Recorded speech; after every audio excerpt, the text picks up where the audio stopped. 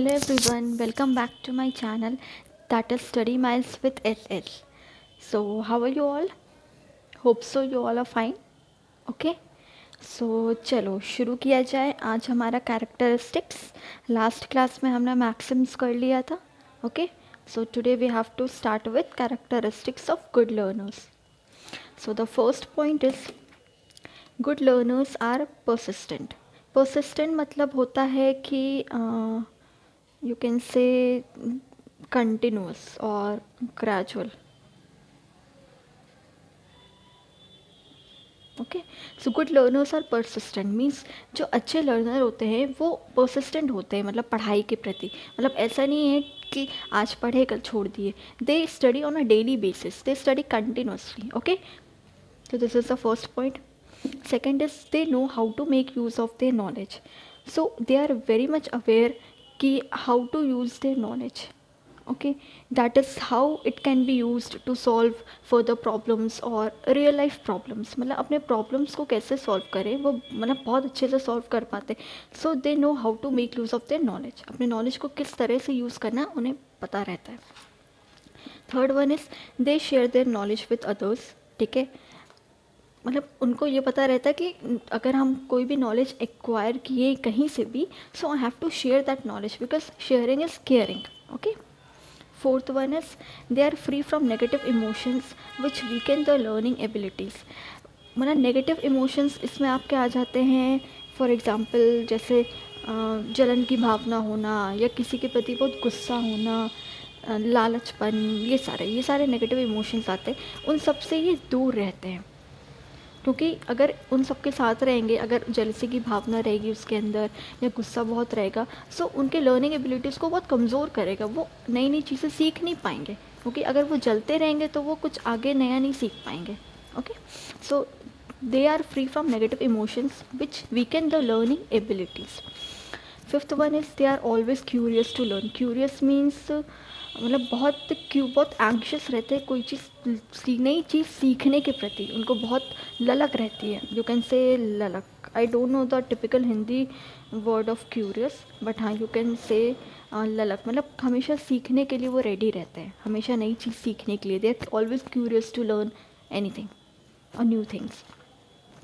They always find time for reading, analysis, evaluating the information they have gathered. The information which they have gathered from their friends, from their teachers, from their relatives, मतलब वो हमेशा उनमें नई नई चीज़ें ढूंढने की कोशिश करते. they always find time, they always find time for reading, for making such, for making those no, for making you can say कि analyzing, for evaluating. मतलब नई नई चीज़ खोजने के लिए, उसको एलाबोरेट करने के लिए, पढ़ने के लिए वो हमेशा तैयार रहते हैं. मतलब हमेशा नई इन्फॉर्मेशन ढूंढने के लिए वो हमेशा रेडी रहते हैं. Seventh one is they enjoy learning and don't dishearten over the hardships which arise in the journey of learning. देखो लाइफ में हार्डशिप्स तो आएंगे ही आएंगे, मतलब प्रॉब्लम्स तो आएंगे ही आएंगे. अगर वो उनसे डर जाएंगे तो they will never learn anything new in their life. So they enjoy learning. मतलब कैसा भी टाइम हो, कितना भी बुरा टाइम हो, कितना भी अच्छा टाइम हो, they always enjoy learning and don't dishearten over the hardships. Hardships means you can say problems which arise in the journey of learning. क्योंकि जब भी हम कुछ नया सीखते हैं तो बहुत सारे प्रॉब्लम्स आते हैं, बहुत सारे स्ट्रगल्स आते हैं. अगर हम उनसे डर गए so we won't be able to do anything new. Okay, so they enjoy learning. These students, these type of learners और students enjoy learning. So sorry. Eighth one is they seek to learn new things while finding answers to their questions. Okay, देखो students के पास ना बहुत सारे questions होते हैं. They have a lot of questions. Okay, so मतलब उन क्वेश्चंस के आंसर वो खुद ब खुद ढूंढना चाहते हैं. ना इतने क्यूरियस, इतने एंक्शियस होते हैं कि दे always find their answers themselves. मतलब ऐसे स्टूडेंट्स हमेशा एंक्शियस होते हैं अपने आंसर्स को फाइंड करने के लिए, अपने जवाब को ढूंढने के लिए.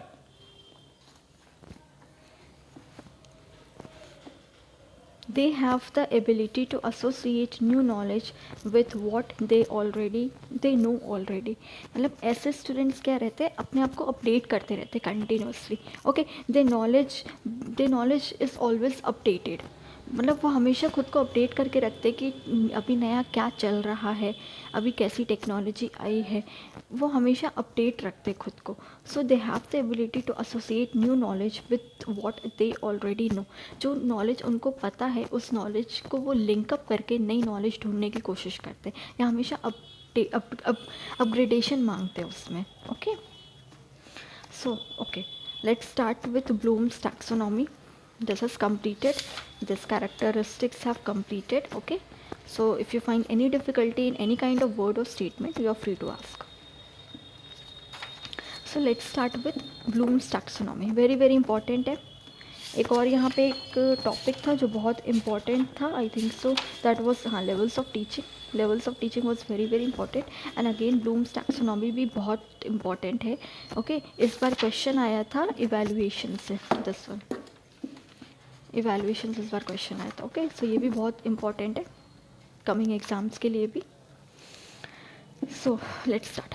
In 1956, under the leadership of Dr. Benjamin Bloom, a new vision for teaching now called Bloom's taxonomy. 1956 में एक डॉक्टर बेंजामिन नाम के एक इंसान थे जिन्होंने एक नया विजन लाया टीचिंग में. टीचिंग में वो नए विजन को लेकर आए जिसको कहते हैं हम ब्लूम्स टैक्सोनॉमी. ओके, उस टाइम वो डेवलप हो चुका था.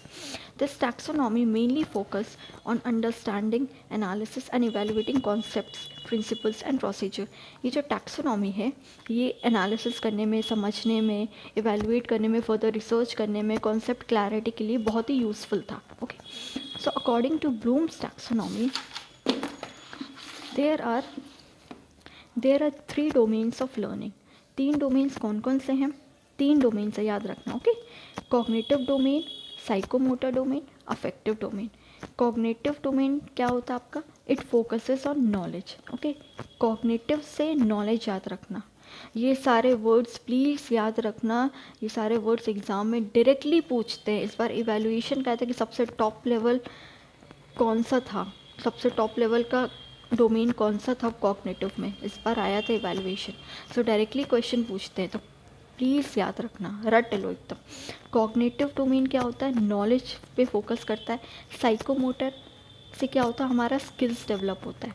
एंड अफेक्टिव से एटीट्यूड हो गया, वैल्यूज़ हो गया, ठीक है, अफेक्शन हो गया, ये सारे अफेक्टिव में आते हैं. देखो, A for affective, A for attitude. Okay, इसका ट्रिक है, न्यूमोनिक है याद करने का. Cognitive, psychomotor, affective, that is cap.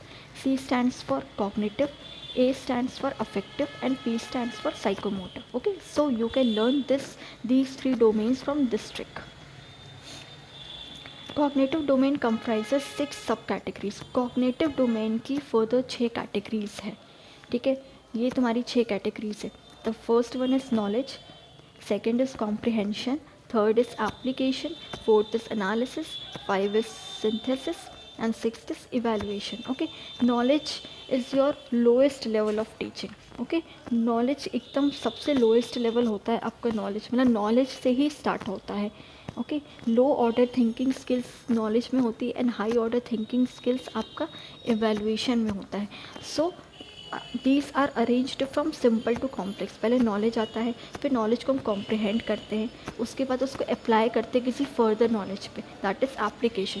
Apply करने के बाद हम एनालिसिस करते हैं, मतलब हम चेक करते हैं कि जो हमने अप्लाई किया है वो नॉलेज सही है कि नहीं है.